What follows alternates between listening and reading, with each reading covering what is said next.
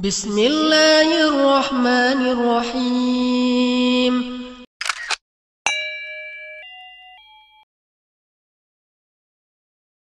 Tafsir surah Al-Fajr.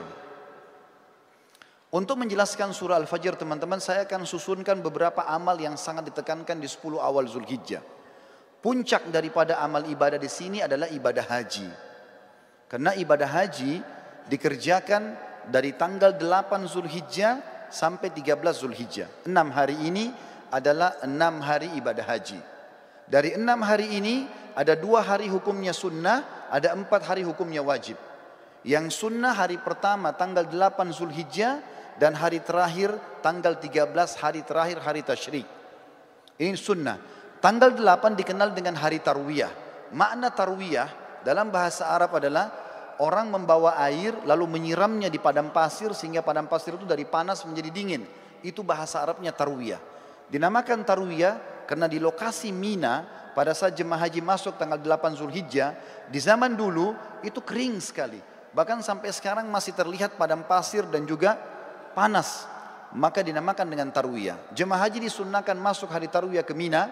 Kemudian mereka memakai baju ihramnya, sholat duhur asar jamak qasar takdim. Kemudian mereka duduk berzikir, beribadah, mendengarkan ceramah sampai maghrib dan isya. Mereka juga menjamak maghrib sama isya, ditakdim isya di waktu maghrib, kemudian di qasar waktu atau sholat isyanya saja jadi 2 rakaat.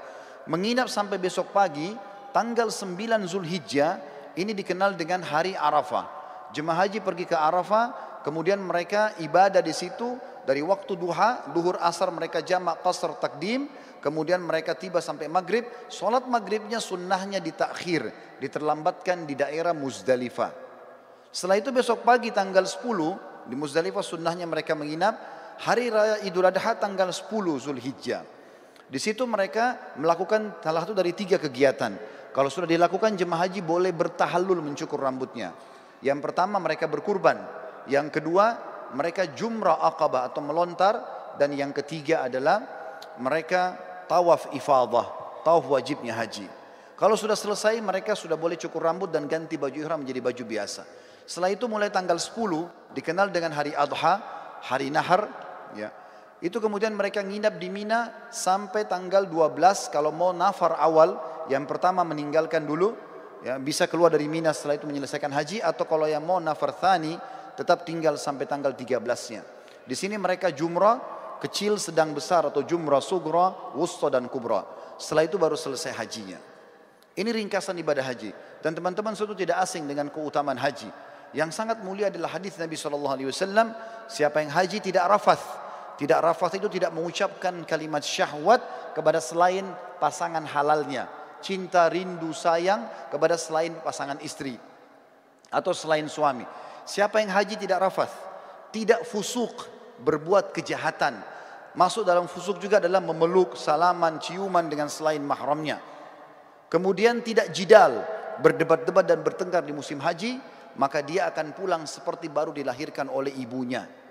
Juga sabda Nabi SAW dalam hadis Bukhari Muslim, dua-duanya hadis sahih. Yang tadi juga yang sebelumnya hadis Bukhari Muslim, kata Nabi SAW, umrah ke umrah pengampunan dosa di antara keduanya, dan haji mabrur yang mengikuti syarat dan rukunnya tidak ada balasan kecuali surga. Ini puncak ibadah. Ibadah yang kedua, saudaraku seiman, adalah bagaimana seseorang berpuasa selama 9 hari dan sholat malam selama 9 malam itu. Kok bisa? Dari mana dalilnya? Surah Al-Fajr tadi. Allah berfirman, saya ulangi kembali ayatnya, A'udzubillahi minasyaitonirrajim wal fajr. Demi waktu subuh. Saya tafsirkan sekarang. Waw ini teman-teman dikenal dengan waw kasam dalam Al-Quran atau dalam bahasa Arab. Seperti kalau kita mengatakan wallahi, demi Allah. Allah kalau bersumpah dalam Al-Quran dengan menggunakan waw ini, berarti yang datang setelahnya informasi penting yang harus diperhatikan. Mirip dengan firman Allah yang lain, wal asr, demi waktu. Maka di sini juga Allah mengatakan wal fajr. Fajr teman-teman, kalau tidak pakai alif lam dalam bahasa Arab, maka terjemahannya waktu subuh. Tetapi dalam bahasa Arab ada lagi sebuah retorika yang, atau dalam grammar bahasa Arab namanya alif lam mu'arraf. Alif lam memperkenalkan sesuatu. Misal begini, kalau saya sedang janjian dengan seseorang di masjid ini misalnya. Saya mengatakan, ayo kita janjian ketemu di Masjid Az-Zikra. Contoh, kalau saya dengan teman saya tidak mau lagi menyebut nama Masjid Az-Zikranya, saya cukup mengatakan, ayo kita ketemu di Al-Masjid. Alif lam ini dalam bahasa Arab sudah menutupi nama tempat yang sedang jadi target. Contoh yang lain, orang Arab kalau mengatakan rajulun, seorang laki-laki, belum jelas siapa dia, maka mesti dijelaskan nama dia siapa baru bisa lengkap dalam retorika bahasa Arab. Tapi kalau saya sama teman saya sudah tahu siapa yang kami maksudkan laki-laki siapa, cukup kami mengatakan ayo kita ketemu dengan ar-rajul. Ar-rajul pakai alif lam.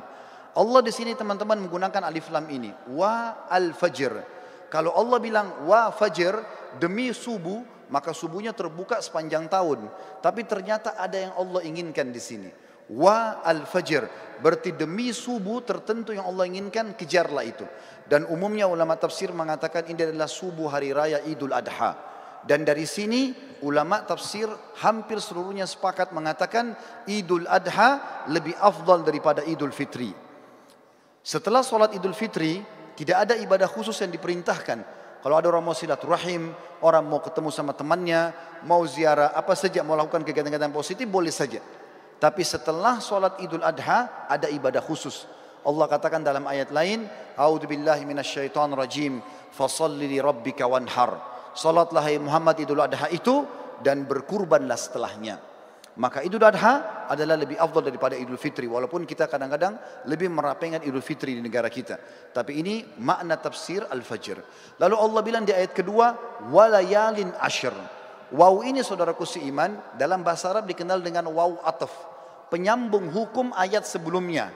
Apa yang berlaku sumpah Allah di ayat pertama berlaku juga pada ayat kedua. Artinya, dan kejar juga dirikan sholat malam di 10 malam berturut-turut sebelum subuh itu.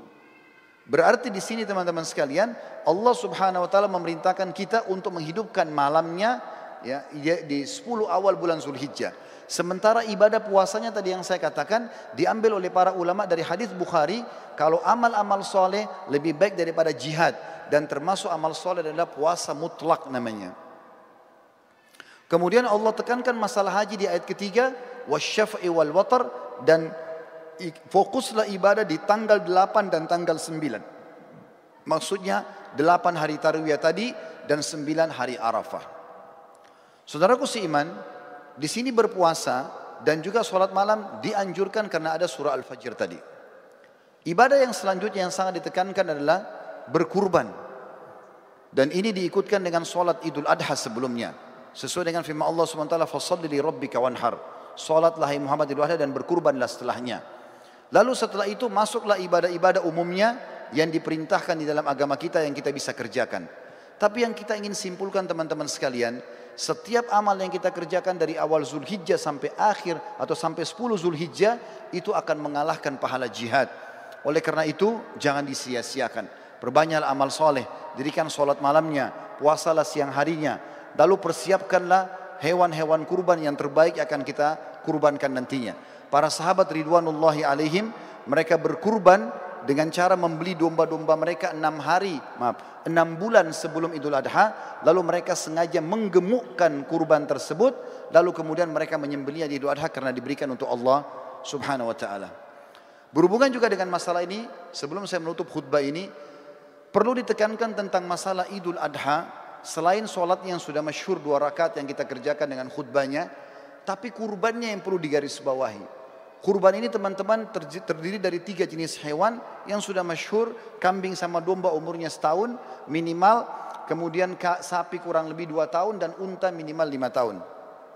Tapi dari 3 jenis hewan ini yang paling ditekankan adalah domba dan kambing. Sering kali saya dengar dari panitia masjid, kalau ada orang-orang kita yang akan menerima daging kurban, mereka kalau melihat vouchernya tertulis daging kambing, mereka tidak mau mengambilnya. Bahkan banyak masjid mungkin tidak melaksanakan kambing ini. Padahal sebenarnya kalau kita mau lihat afdaliyahnya, maka terletak pada domba dan kambing. Dalilnya adalah, yang pertama, Nabi Ismail alaihissalam pada saat tidak jadi disembelih oleh Ibrahim, kira-kira diganti apa oleh Allah? Jawabannya jelas, diganti dengan domba. Allah sebutkan dalam Al-Quran. Kemudian yang kedua, hadis Bukhari menjelaskan baginda Nabi SAW beliau berkurban dengan 65 ekor domba atas nama beliau sendiri. Beliau menyembelih 15 ekor dengan tangannya yang mulia, kemudian 4 atau 50 ekor dilanjutkan oleh Ali bin Abi Thalib radhiyallahu anhu. Berarti memang domba ini adalah hewan yang sangat dianjurkan, dan termasuk sunnah Nabi SAW selain menyembelihnya juga memakan sebagian dagingnya. Beliau pada saat selesai berkurban, beliau mengatakan, idrib li sahma, kosongkan atau lowongkan untukku sebagian daging tersebut. Maka Nabi SAW pun mengkonsumsi itu. Dan kambing ini teman-teman sekalian, sebagai penutup dalam khutbah kita, adalah hewan yang kalau dimakan dengan diniatkan ini adalah perintah agama bisa mendapatkan pahala. Yang pertama, dalilnya adalah hadis Bukhari menjelaskan Nabi SAW sangat gemar memakan paha kambing. Jadi kalau ada persepsi mengatakan kambing itu adalah hewan atau makanan orang Arab, ini keliru. Tapi dia adalah makanan umat Islam. Karena memang Nabi SAW sangat gemar dengan paha kambing. Yang kedua, berhubungan dengan dalil ini adalah akikah. Kita tahu setiap muslim kalau punya anak laki-laki, sembelih 2 ekor kambing. Kalau anak perempuan 1 ekor kambing. Ini berlaku baik itu muslim Arab, baik itu muslim bule, baik itu muslim dari Afrika, baik muslim dari Asia Tenggara atau orang Melayu. Sama saja, anak laki-laki 2 ekor kambing, anak perempuan 1 ekor kambing. Dan sunnahnya dalam hadis Bukhari Muslim juga dijelaskan, waktu Hasan dan Husain radhiyallahu anhum lahir, baginda Nabi SAW memerintahkan agar Ali bin Abi Thalib radhiyallahu anhu menyembelih domba untuk Hasan, kemudian berkata, hai Ali, bagikanlah dagingnya kepada kaum muslimin, tetangga-tetanggamu, dan ambillah sebagian untuk dimakan.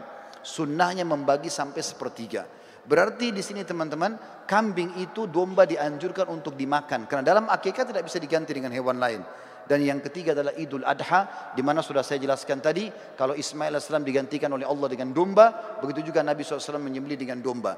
Tentu menyembelih sapi boleh, menyembelih unta boleh, tapi kalau kita mencari afdaliyahnya, maka kita akan melihat dalil-dalil ini menunjuk atau mengerucut kepada kambing.